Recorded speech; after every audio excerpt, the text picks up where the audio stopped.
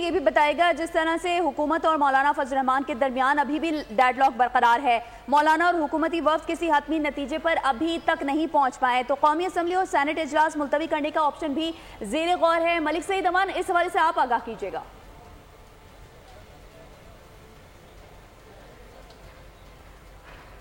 जी मलिक सईद अमान।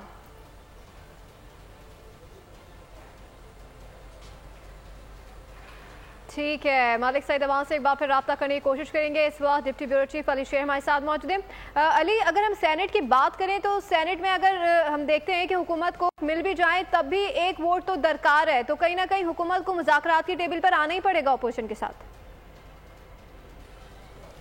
जी बज़ाहिर तो यही बात है। अब इसका अंदाजा इस बात से लगा लें कि वो सरदार अख्तर जान महंगल BNP के सरबरा जो हुकूमत की पॉलिसियों से नाराज होकर कि उनको बलूचिस्तान पे कौमी असम्बली में बोलने नहीं दिया जाता, वो इस्तीफा दे के चले गए और हुकूमत जो है वो उनका इस्तीफा कबूल नहीं कर रही। वो प्रोसेस जो है वो शुरू नहीं किया जा सका, जो रूल्स के मुताबिक शुरू कर दिया जाना चाहिए था वो प्रोसेस शुरू भी नहीं किया जा सका।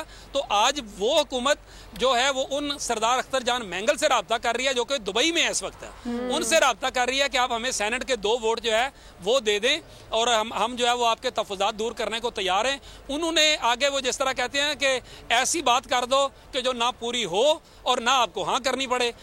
BNP महंगल के ज़राए का कहना है कि उन्होंने 2 वोटों के बदले 2000 मिसिंग पर्सन जो है उनको रिहा करने का मुतालबा किया है कि उनको बाजियाब किया जाए। अब ज़ाहिर है ये इतना बड़ा मुतालबा है कि जब वो PTI की हुकूमत में थे तो उस वक्त भी पूरे तकरीबन 3.5 साल जो थे उसमें BNP वाले हमें खुद पार्लियामेंट में बताया करते थे कि तकरीबन 900 के करीब उनके मिसिंग पर्सन जो थे वो रिहा हो सके थे। अब रातों रात जो है वो तरमीम आनी है, कल में आ जाएगी, नहीं परसों में आ जाएगी। और अख्तर महंगल साहब कह रहे हैं कि हमारे 2 वोटों के बदले 2000 लोग जो है लापता, उनको रिहा किया जाए, उनको बाजियाब किया जाए। तो इससे ये अंदाजा लगाया जा सकता है कि वो इनको वोट देने में कितने संजीदा हैं। उन्होंने बात कर ही वो दी है जो हुकूमत पूरी कर ही नहीं सकती, तो इतने कम टाइम में कैसे वो उसको पूरा। सब्सक्राइब करें और बेल दबाएं ताकि कोई खबर रह न जाए।